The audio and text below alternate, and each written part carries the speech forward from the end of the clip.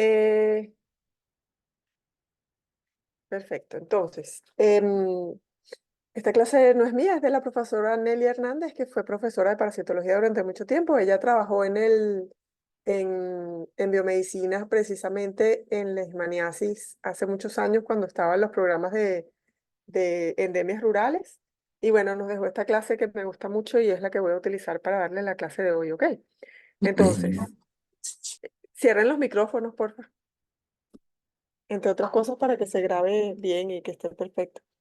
Entonces, ¿me oyen bien? Sí, profe. Perfecto, ok. Entonces, empiezo. Eh, el nombre de protozoario, que es protozoo, se compone de dos raíces. Proto, que significa primero, y zoo, que significa animal. Entonces, pues bueno, es originalmente se consideraba que pertenecía al reino animal. Ellos realmente están en el reino protista y subreino protozoo. Entonces son microorganismos unicelulares, eucariotas porque poseen núcleo, de vida libre, pueden ser de vida libre, pueden ser comensales, pueden ser mutuales o parásitos, con diversidad de movimientos y formas evolutivas y tipos de reproducción. Pero básicamente son organismos unicelulares, es decir, tienen una sola célula, a diferencia de todo lo que habíamos visto hasta ahorita, que eran microorganismos multicelulares, ¿ok? Entonces, a partir de ahora, lo que vamos a ver son parásitos que producen, que son solamente una célula que capaz de reproducirse y producir todo el daño que las enfermedades que producen en el humano, ¿ok? Entonces, ¿se acuerdan que taxonómicamente los seres vivos se dividen en reino fungi, monera, protista, planta y animalia, ¿ok? Entonces, el reino protista, ahí tenemos al subreino protozoa y dentro de los filum vamos a tener apicomplexa, sarcomastigófora, ciliófora y microsporidia, ¿ok? Y el día de hoy vamos a empezar a ver estos grupos. Entonces, son microorganismos unicelulares, como dijimos, son eucariotas porque tienen un núcleo donde el ADN está protegido por una membrana nuclear que lo separa del citoplasma. Y bueno, y poseen un citoplasma organizado con sus distintos organelos, igual que las células, el resto de las células como las humanas. Están carentes los protozoarios carecen de una pared celular. En su mayoría son microscópicos, bueno, todos son microscópicos, y bueno, pueden ser de vida libre, que significa que pueden sobrevivir en el medio ambiente, algunos como las amibas de vida libre, comensales como los protozoarios que existen en el intestino, que son no patógenos, pero viven en el intestino del humano, invadiendo el intestino y son incluso, tienen simbiosis con el ser humano y hoy en día se sabe que son importantísimos para la vida humana, mutuales también cuando son necesarios unos para el otro, y parásitos cuando producen daño al hospedador en el que están. ¿Ok? La nutrición de estos parásitos es heterótrofa, o sea, hay múltiples formas de nutrición. Básicamente es por eh, tomar nutrientes del medio en el que se encuentran y con eso se alimentan. Pero es básicamente por difusión de nutrientes dentro de la célula. La reproducción puede ser tanto sexual como asexual. La mayoría son móviles y esa movilidad viene dada o por cilios, como el caso de los ciliados, que vamos a ver Balantidium, que es el último parásito que van a ver. Pueden ser flagelados, como puede ser, por ejemplo, Giardia, Tricomona, que son parásitos que tienen flagelo. Leishmania y Trypanosoma también van a tener formas evolutivas con flagelo. O pueden tener pseudópodos, como es el caso de las amibas, que emiten un organelo que les permite la locomoción. Ya eso lo vamos a ver más adelante. Entonces, según su estado evolutivo, reciben diferentes nombres y cada estado evolutivo. Y además existen muchos géneros que los vamos a ver a lo largo de aquí hasta que terminemos de ver parasitología. ¿Ok? Que ya vimos los helmintos, que eran los grandes, ya vimos los artrópodos, que eran los parásitos que eran macroscópicos. ¿Cuánto Y a costaron? partir Y a partir de ahora vamos a ver los protozoarios, que son todos microscópicos.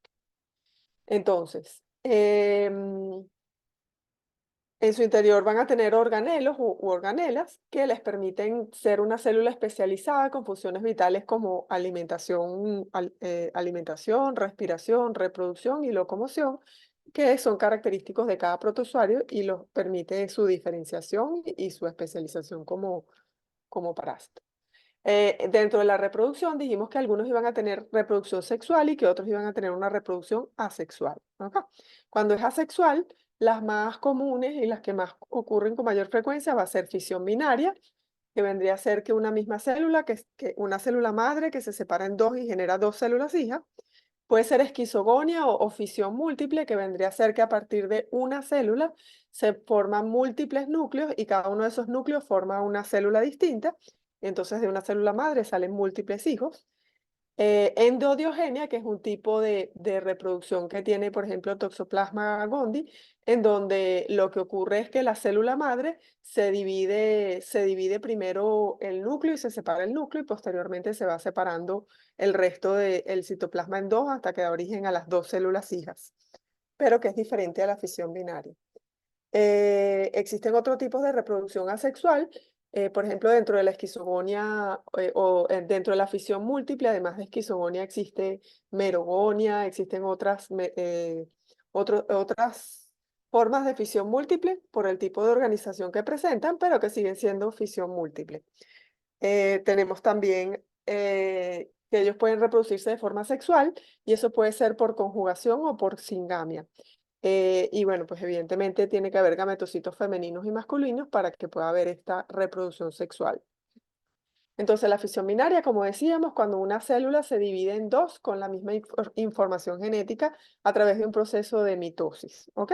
Entonces, tengo una célula que se divide el núcleo en dos por el proceso de mitosis y posteriormente se generan dos citoplasmas con dos núcleos. ¿Ok?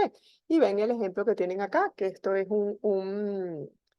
esto que está aquí es un balantidio que se está dividiendo y formando dos balantidios por, en este caso, una fisión transversal. ¿Ok? En el caso de Leishmania vendría a ser longitudinal. Fisión binaria transversal. Entonces dijimos que había también los procesos de esquizogonia o fisión múltiple y que esas esquizogonias podrían ser de múltiples maneras. Entonces fíjense que aquí tienen, es una división múltiple del núcleo formando un esquizonte que al principio es inmaduro, que tiene pocos núcleos o que solamente tiene núcleos y el citoplasma es compartido por toda la célula. Y cuando se divide el citoplasma en las diferentes células, antes de romper la célula que parasitan, esas células que forman se llaman merozoitos y posteriormente van a pasar a romper la célula para infectar nuevas células. ¿Ok? Entonces, cuando ven aquí, ven que hay el proceso A, B y C, que sería este que está acá, este que está acá y este que está aquí abajo. Hay una división nuclear y posteriormente se dividen después las mitocondrias y el resto de las organelas y se dividen en dos. Esto es la endodiogenia, este que ven aquí en la D de dedo. Los demás son más fisión, tipos de fisión múltiple. En este otro caso que ven aquí abajo, es más por merogonia, ¿ok? Y se forman merontes, pero de forma organizada y eso tiene un nombre particular. Esa es una membrana que aparecen en el citoplasma de la célula que parasitan y forma estos merozoitos que posteriormente igual van a salir. Y la célula como tal no se llama esquizonte, sino que se llama meronte. E y F, que son las dos últimas que están acá, es la formación de membranas de cada merozoito, y que entonces este último es el que le estaba hablando, que es el meronte. E y F son merontes. En el caso de D es esto parece endodeogenia, lo que estamos viendo acá, que vendría la formación de células hijas a partir de cada núcleo. eh, y A, B y C son división nuclear y de la mitocondria. Entonces, la endodiogenia, como hablábamos, es la formación de dos células hijas dentro de la célula madre, que lo produce Toxoplasma gondii, lo ven aquí, donde se divide el núcleo. Esta es la célula original, que es un esporozoito, y ese esporozoito se va a dividir, empezar a separar el núcleo, y dividirse en dos, formando todas las organelas, pero no utilizan el organelo de la madre, sino que la madre muere y a partir de esa célula madre se generan dos células hijas. Entonces, la división es mitótica por un trofozoito que se divide, en donde se divide el aparato de Golgi, las prominencias nucleares con membrana cónica y la membrana de la célula hija, produciendo membranas aparte de cada una de las células hijas con una división nuclear y separación de las células en dos células hijas, y muere la membrana original de la madre. Eso se llama endogenia o endodiogenia. Después tenemos la reproducción sexual que está en algunos de los parásitos, que puede ser, por ejemplo, la conjugación, que es la unión de dos células entre las cuales se forma un puente citoplasmático por donde se intercambia material genético y después se separan cada una y se dividen por fisión binaria, como el caso de Balantidium colin que lo tienen acá. ¿Ok? Entonces hubo conjugación entre la información genética de estos dos individuos de Balantidium que posteriormente generan dos células hijas, pero que comparten material genético. Y la singamia, que vendría a ser la reproducción sexual que conocemos normalmente, que es el tipo de reproducción que existe en ciertos protozoarios como Plasmodium. En estas formas trofozoíticas no se divide su núcleo, sino que sufren una serie de diferenciaciones morfológicas, transformándose en células eh, masculinas, que vendrían a ser gametocitos masculinos, y femeninas, que vendrían a ser gametocitos femeninos, que maduran sexualmente y se convierten en gametos femeninos y gametos masculinos, los cuales van a ser lo que se van a fecundar uno al otro y, o sea, el macho, que vendría a ser el gameto masculino, se exflagela y esto que ustedes ven aquí como en unas tiritas verdes es lo que sería la exflagelación y esa exflagelación es lo que va a fecundar al gameto femenino y que se forma entonces el cigoto que va a dar origen a la continuación del ciclo biológico a través de una reproducción sexual. Y en el interior de este cigoto, después por otro mecanismo, se va a producir el siguiente ciclo evolutivo. Ahorita vamos con lo que son los órganos de locomoción. Entonces tenemos que puede ser, dijimos que podía ser por pseudópodos, por cilios o por flagelos, ¿ok? Entonces, por pseudópodos son estas em, eh, prolongaciones del citoplasma que emana la célula, en donde en la medida que esa prolongación sale hacia adelante, la amiba va a caminar hacia donde emite el pseudópodo, ¿ok? Y eso la convierte en la clase de rizopodia, que son todos aquellos que presentan dentro de su organelo de locomoción un pseudópodo. En este caso es como dendritiforme, que lo presenta, por ejemplo, las amibas, o alguna de las amibas de vía libre, pero podría ser de otras maneras y cada uno tiene un nombre distinto. Los flagelados son, por ejemplo, aquí tienen una tricomona, que fíjense que tiene, el trofozoito tiene flagelo, que es esto que está acá, y eso es lo que le da la motilidad. Y en este caso ven un promastigote de Leishmania, que también tiene flagelo, que le permite también, sale por la extremidad anterior del parásito y le permite moverse. Y los ciliados son, como les dije, Balantidium coli, que es su trofozoito, va a tener cilios en su capa, en su membrana externa, y eso es lo que le permite el movimiento. Y así, bueno,